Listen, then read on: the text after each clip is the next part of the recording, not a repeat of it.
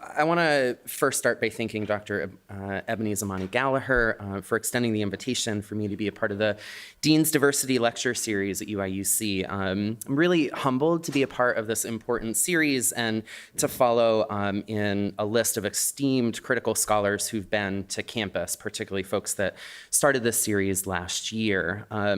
So in the grand scheme of careers, mine is really in its infancy, and I really appreciate the trust and belief in my work and thinking that I'm doing to be able to come and speak with you today.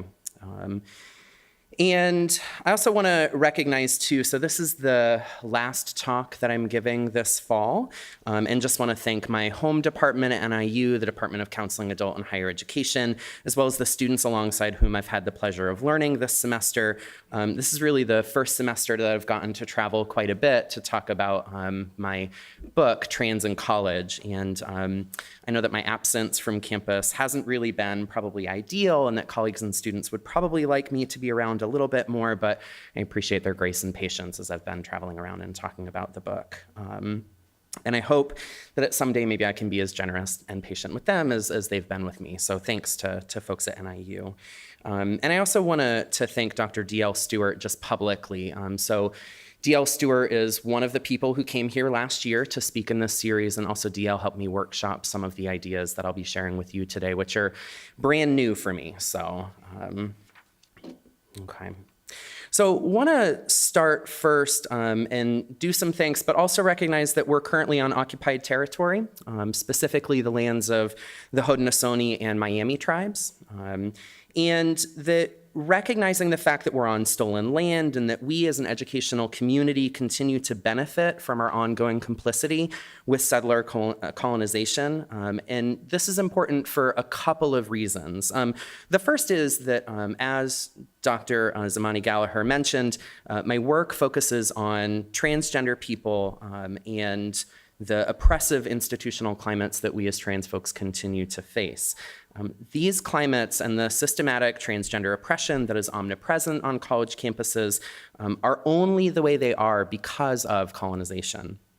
So we must never forget that the current gender binary discourse that ensnares all of our college environments and continues to be violently enforced is a direct result, right, of settler colonization. Second, and as a direct connection between colonization and the effects of gender binary discourse, we really need to imagine new liberatory post-secondary environments that seek to liberate all marginalized populations. I'll say this a couple of times throughout this talk, but quite simply, none of us is free until all of us are free. And so I want to spend some time talking about new possibilities and dreaming what we could have, right, in educational contexts, both K through 12 as well as post-secondary contexts. And finally, if for no other reason, right, to mention colonization and the realities of us being on occupied territory, we need to remember that we have multiple identities, right? And so there are indigenous Two-Spirit folks. And so our realities are already intertwined, and we need to really be thinking about the worlds that we need and deserve from kind of an intersectional perspective.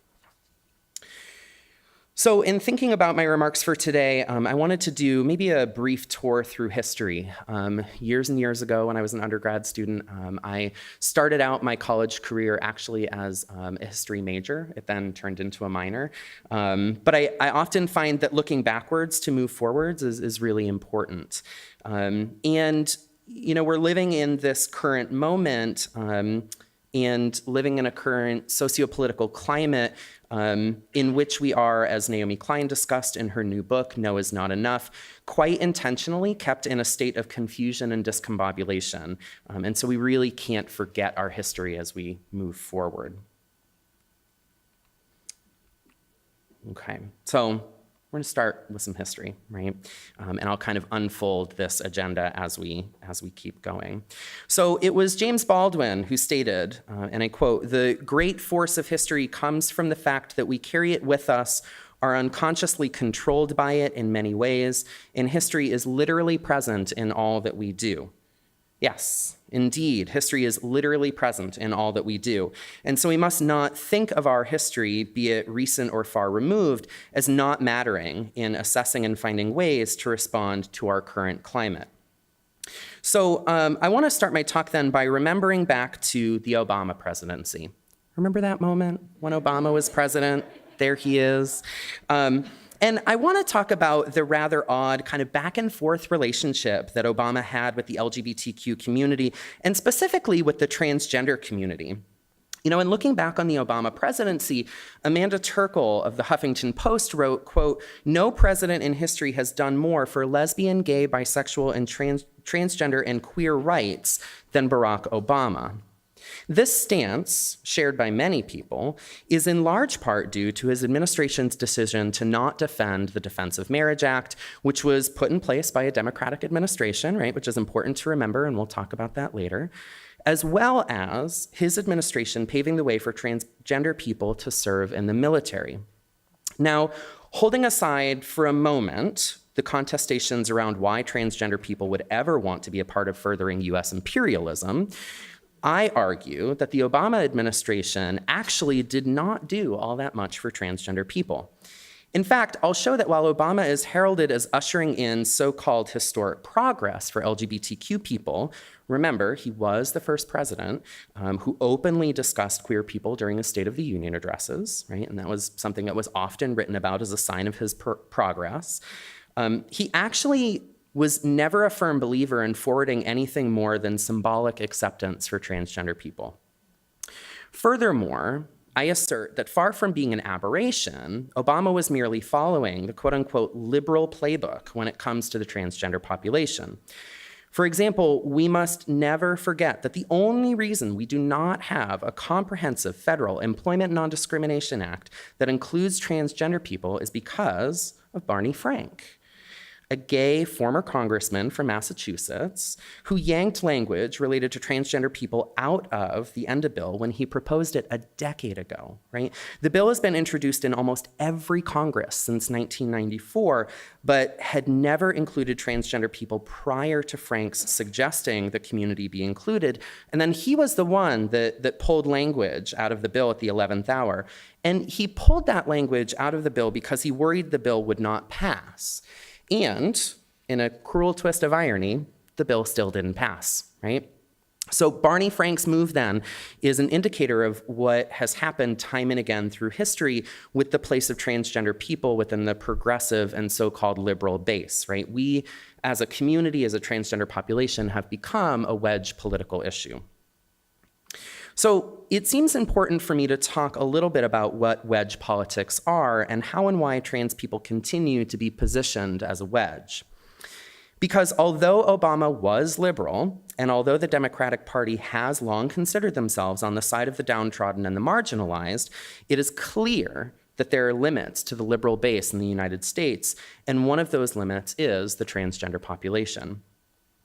So simply put, a wedge political issue is an issue that is understood to be divisive or controversial and splits apart a political group. Wedge politics can relate to issues, as has been the case for the ongoing political rhetoric around being quote-unquote tough on crime. So for example, whereas the Democratic Party has often been framed as a party who is weak on crime, their response has been a deep schism in the party about how to respond to such claims, right? So on the one hand, Democratic leaders have been incredibly harsh in their furthering of draconian policies. So we can think about President Clinton's omnibus crime bill, which dramatically increased the scope and reach of the prison industrial complex. And additionally, we can think about President Obama's response to being weak on crime, particularly being the president who oversaw the deportation of more migrants than all previous presidents in the 20th century combined. Right? So in this sense, the issue of safety has been a wedge that's divided the progressive and moderate factions of the liberal political base. Moreover, conservative politicians have wielded this knowledge to their advantage, continuing to assert that Democrats have been soft on crime, which only requires Democrats to double down and further policies that hurt, harm, and violate many for whom they purport to represent. So let me be incredibly clear. I am no fan of the neoconservative base or the current authoritarian regime that has a political vice grip over this country. Absolutely not a fan of these folks, right? I'm also quite well aware that they're not fans of mine. As an openly transgender person and one who continues to be outspoken in my distaste for the right's vitriolic attacks against my community, I have been and likely will continue to be the subject of trolling by conservative media outlets heralding themselves to be legitimate news sources. However, in a moment when the vitriolic rancor and attacks against those who are the most vulnerable among us increase literally by the tweet, it is sometimes romantic to look back at history with rose-colored glasses. And we often want to think back to the quote-unquote good old days, when the Democrats ran the show and people cared about each other, right? However, what this is overly simplistic, not to mention highly ahistorical, and this view belies the fact that that things weren't actually much better, but that we just lived with, let's say, a kinder, gentler form of oppression, right? So put another way, I argue that previous Democratic administrations did not really care that much more about transgender people, but they were just better at hiding their contempt, most often by wrapping it with a thin veil of support for political issues that benefited the white, able-bodied, upwardly mobile, gay, and lesbian base that turned out in droves to help fund political campaigns. In fact, the very reason why transgender people were left behind by the Democratic base and why we've continued to be left behind is because trans people represent one of the latest wedge political issues. So for while it seems as though liberal candidates and politicians are finally willing to assert that we should be free to love who and how we want, these same candidates are actually quite fearful to assert that we should be free to determine and live in our genders beyond the strict confines of biological essentialism and medical pathologization.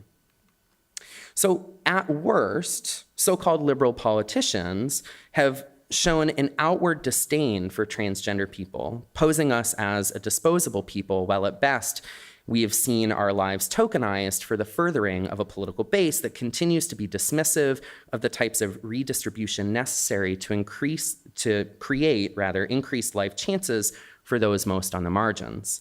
For example, it was Obama who tossed Geneset Gutierrez out of the White House for calling out his record as the deporter-in-chief and its effects on undocumented transgender people.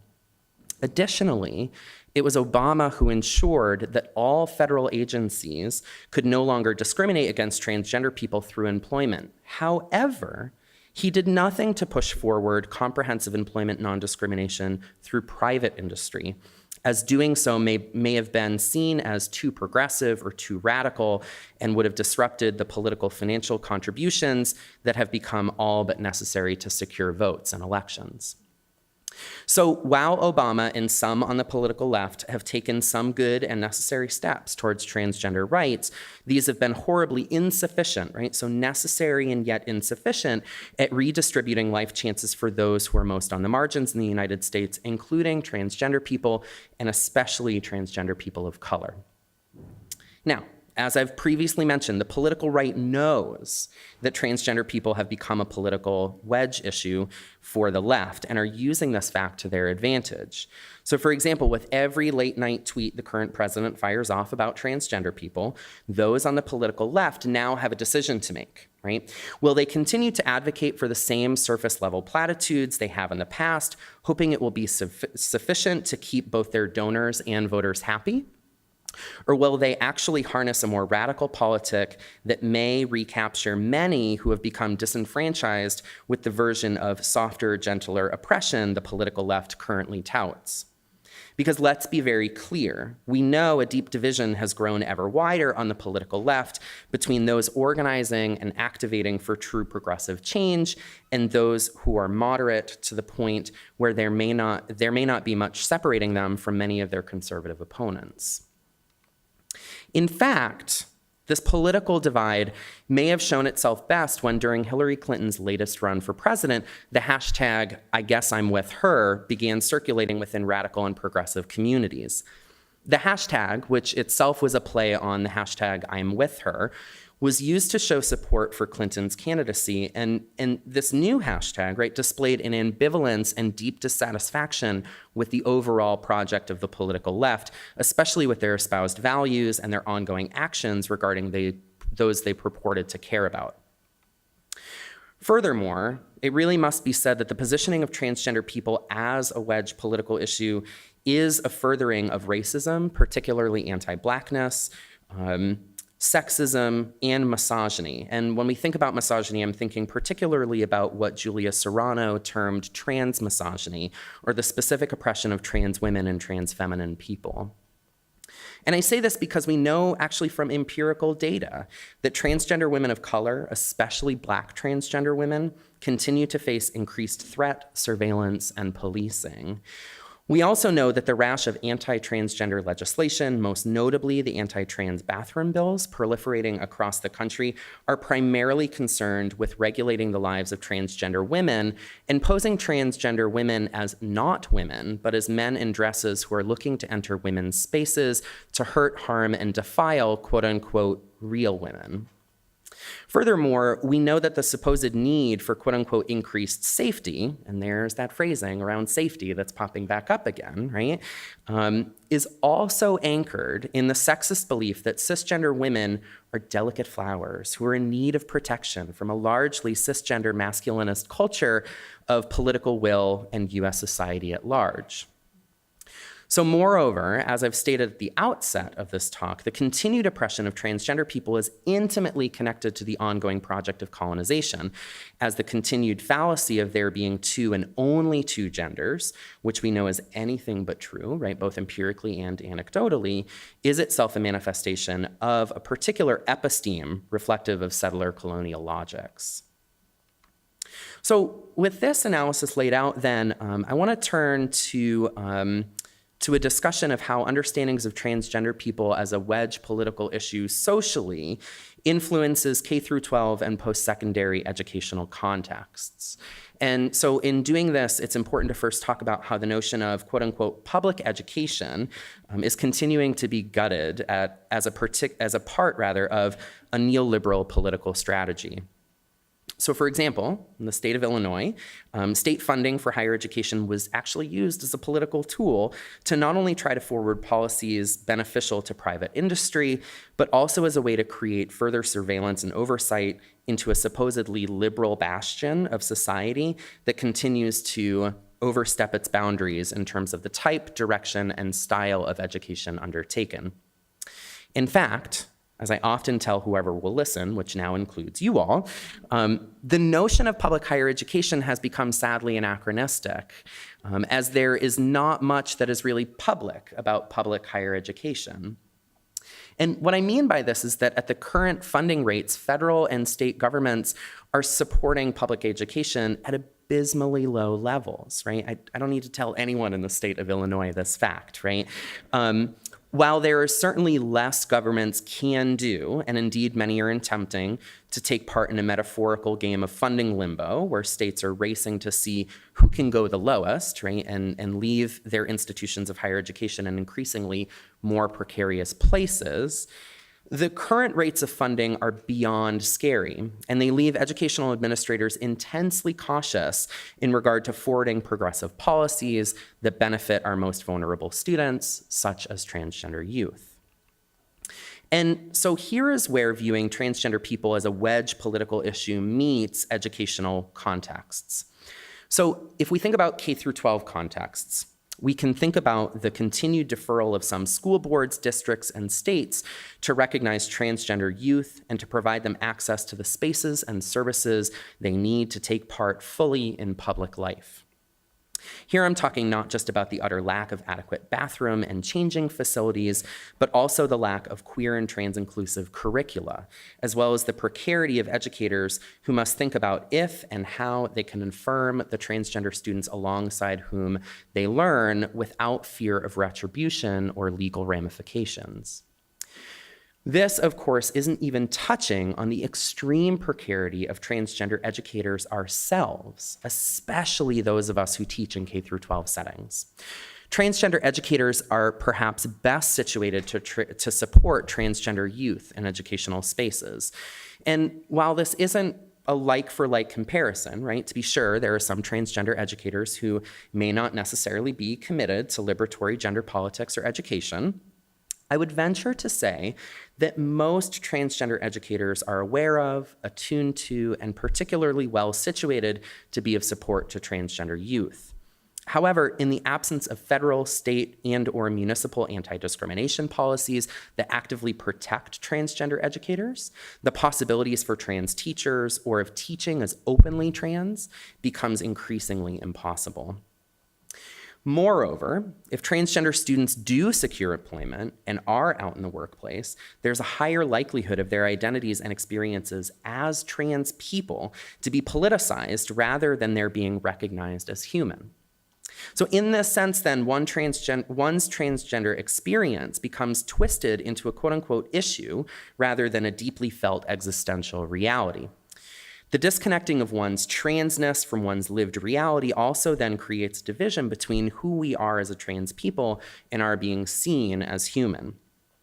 For if our transness is positioned as just a quote-unquote issue, or can be separated from who we ourselves are and how we experience our lives, then we cease to be seen as fully human on our own terms. And by extension, then, we become non-human, right? I'm drawing on some work by Alexander Wahaley that talks about this notion of non-humanness. And once we're non-human, we can then be treated accordingly by those who would rather we not exist in public spaces, such as classrooms and on college campuses. So this is exactly what's at stake when people theorize about necropolitics, or the ways in which social and political discourses are wielded to determine not just how people may live, but also how people may die. I'm also talking about the ongoing lack of support in terms of financial and human resources for queer and transgender inclusive education throughout K-12 and post-secondary contexts. For a while, back up there. For while there are indeed some post-secondary institutions, with extreme emphasis here on the word some, right, that have LGBT centers, research has shown that these spaces tend to struggle with trans inclusion, are often heavily white spaces, and are vastly understaffed and under-resourced, right? Vastly understaffed and under-resourced. Furthermore, research that I've recently conducted on transgender students' experiences of gender-inclusive housing with two of my colleagues, Dr. Rachel Wagner and Dr. Susan Marine, indicates that even the attempt of cisgender administrators to forward trans-inclusive spaces often revolves around their own, or cisgender administrators' own feelings of guilt, shame, and fear.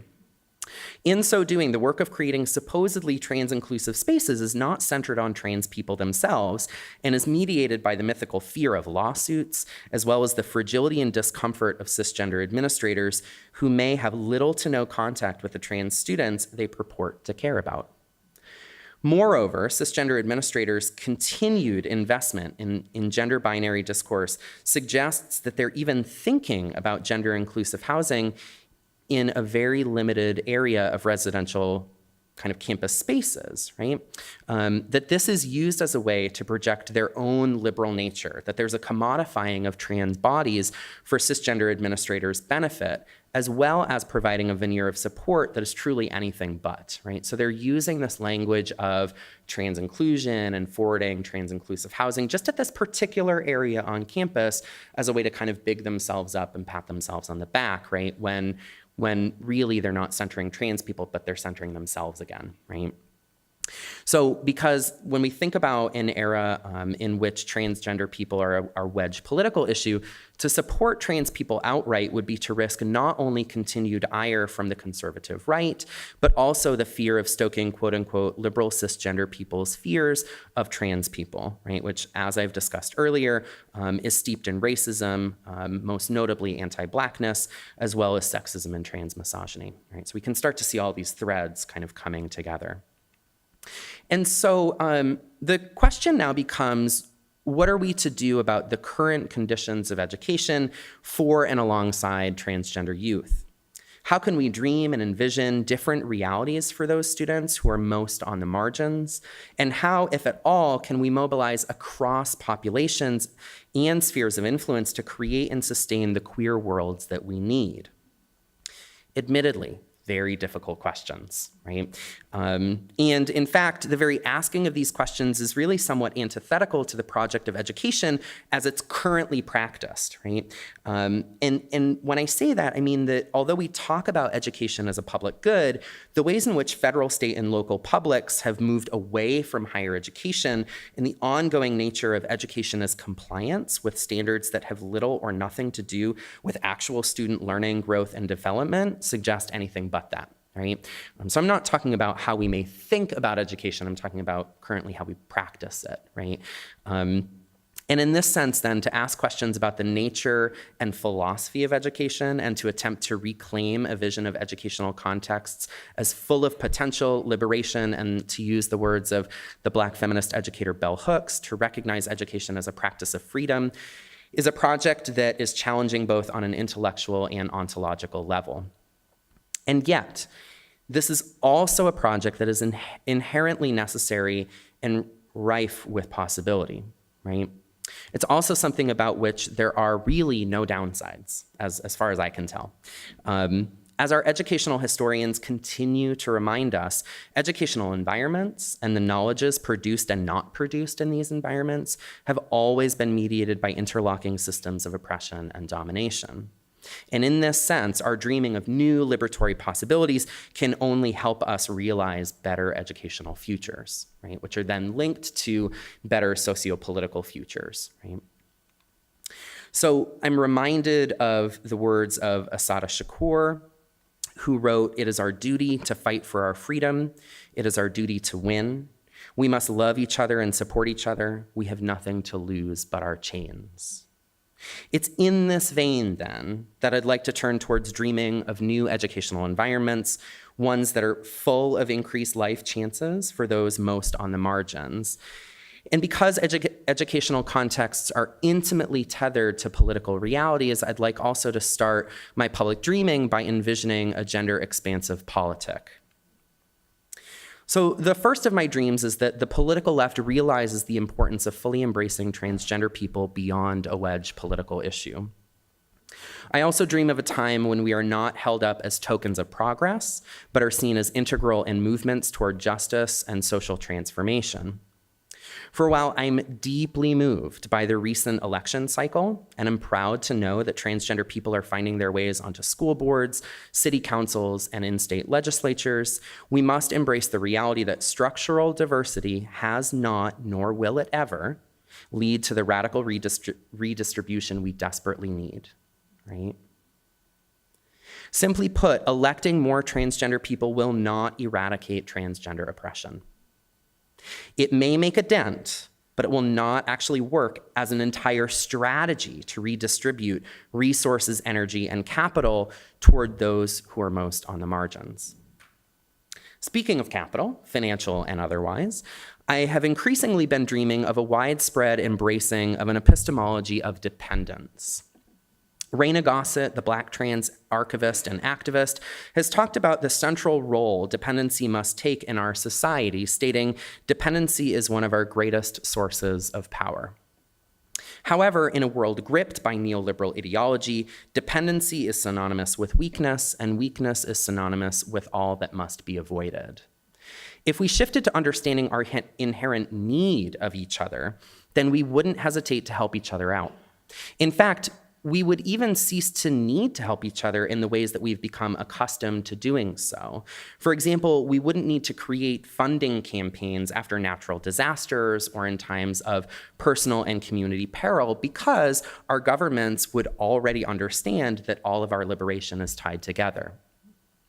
So if this seems overly utopian on a systemic level, I would ask you why.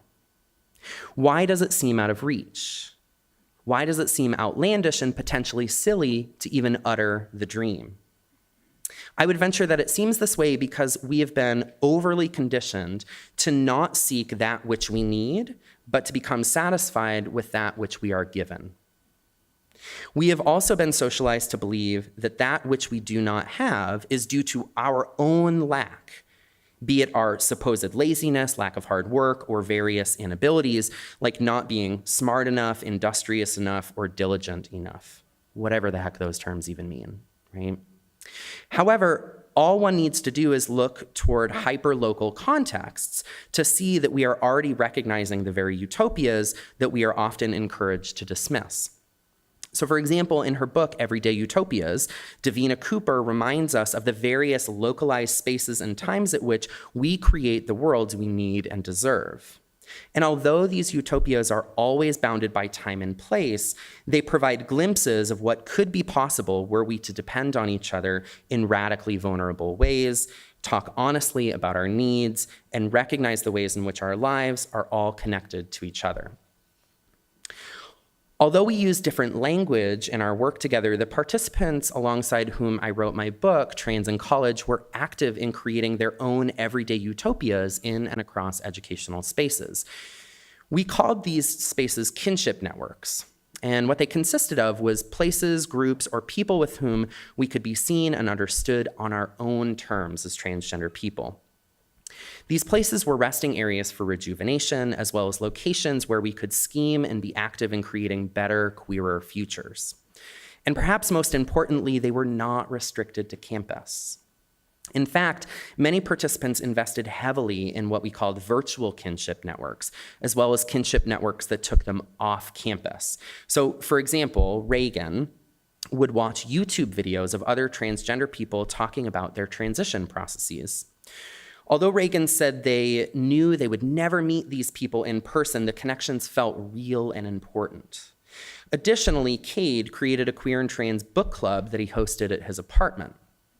In doing so, he created a trans-inclusive space that he needed but didn't find on campus. And this space, while separate from campus, also gave him the strength and fortitude that he needed to keep going back to campus to finish his degree. In this sense, off-campus kinship networks were vital to one's continuation in educational systems that were never built with us as transgender people in mind. We must continue to invest in the development and maintenance of these kinship networks as they are vital to the health and well-being of marginalized communities. There are also strategies for how we can gather, resist, and recuperate in environments framed by systemic oppression. My next dream is that of not waiting for the state to save us. Clearly, as I've discussed at length today, the state was not, nor is it currently, invested in the liberation of marginalized communities, right? I'm convinced that right now, right, after we saw the Senate vote on healthcare, what they claim is healthcare, right? And what they claim are tax bills, right, and all these kinds of things, that like we don't maybe need reminding that the state isn't here for us, right? But there it is, the state isn't here for us. So there continues, right, to be example after example of the ways in which the state has actually organized against our collective benefit, right? So for example, the expansion and enforcement of hate crimes legislation, right, which I mentioned that we'd come back to, has continued to equip and arm the very police state that furthers violence and harm against those who are most vulnerable, particularly queer and transgender Black and brown communities, as well as people with disabilities, many of whom are also queer and or trans, as well as racially minoritized. As the Black transgender activist CeCe McDonald has stated simply, we protect each other. We must not wait for the state to protect us, as the state never has, nor even during the quote-unquote good old days of liberal political administrations. So not waiting for the state to protect us also translates to not waiting for our school administrations to protect us. And in thinking about what we need to do to protect each other, I've been deeply moved by ways that we can move away from notions of capitalist reproduction and individual wealth. As a result, I've been thinking about not what I personally need, but about what my communities need and how I, as a member of my communities, can be active in providing that which is needed. So, for example, I've been thinking recently about what I and others would be willing to give up in the name of justice and transformation. Would I give up my career for a different form of employment that would bring me closer to my communities? Would I give up money? Would I give up an amount of my space and or time which I have become accustomed to experiencing? And if so, what would or could my giving up these things look like? What would I and what would you be willing to give up in the name of justice and transformation? Indeed, many of us give up much in the name of liberation and justice. We give of our time, we give of our money, and some of us give of our bodies. Those of us who have marginalized identities and experience do this in many respects because we may have no other choice but to give. In other words, our giving of ourselves, time, and money may be our only option in a world in which large swaths of people see us as deviant, sick, and unworthy. However, I would also encourage the people in the room with privileged identities and experiences to think about what we would be willing to give up. Not only that, I would encourage us not to frame our giving as being saviors or somehow indicating that we're quote unquote good people. Right? Instead, I would encourage us to think of this as being, in the words of Marian Edelman Wright, the rent we pay for being. I would also invite you to think about not what you can give up at one time or in one place, but in an ongoing nature that places us with and alongside those who are most vulnerable and recognizes our shared humanity. Finally, I would suggest that we become promiscuous with the knowledges on which we draw from for the work of liberation. So in my own field of higher education, we've been far too siloed for far too long. Recognizing this, I've begun to seek different knowledges across which I can make connections and investments. Critical legal studies, disability studies, rhetoric, sociology, art, philosophy, the natural sciences, indigenous studies, all of these fields have something to offer when it comes to understanding the human condition and how we can dig ourselves out from the rubble and ruins in which we're currently residing. However, in suggesting this as a strategy, right, this promiscuity of knowledges as a strategy, I want to provide an important caution, right? So in addition to promoting promiscuity, I want to encourage people to not just pilfer what you need, but to make commitments to various knowledge bases with which you partner. Right?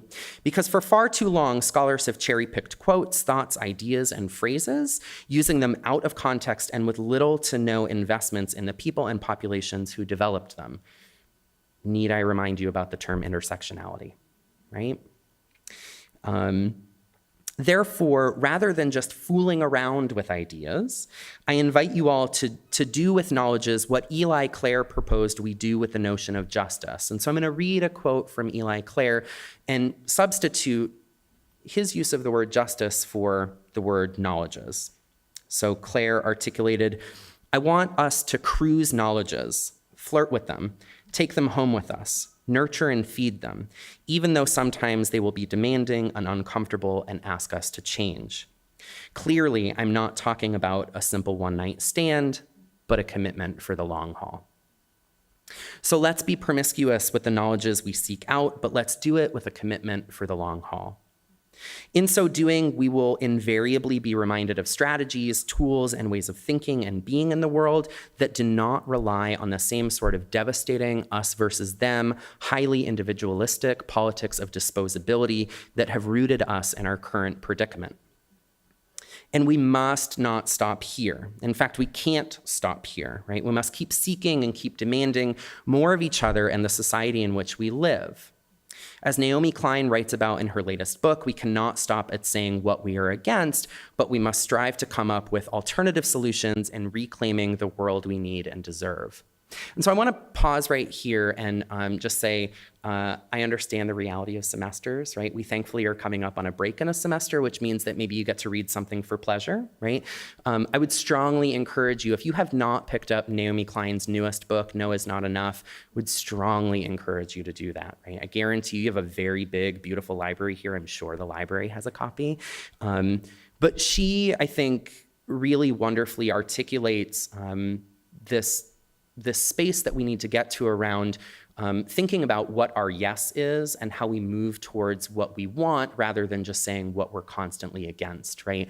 Particularly folks in the academy, we're very good at critiquing and very good at saying no, no, no, no, no.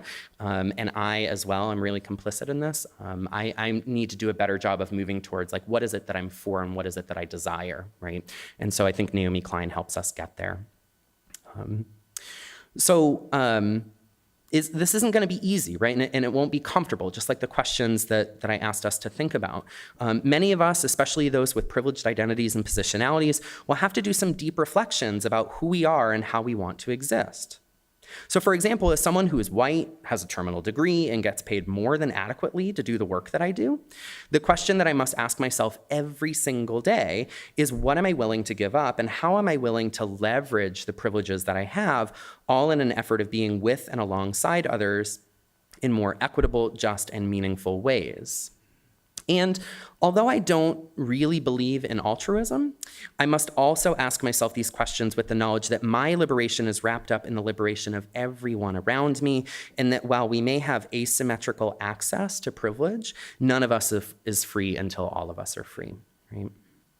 So here's to a life full of liberation, a world full of potential, and educational spaces that take seriously the charge to engage in teaching and learning as a practice of freedom. Here's to a world where we dream and envision what we need and desire, rather than one in which we only say no and react to the devastation that is directly in front of us.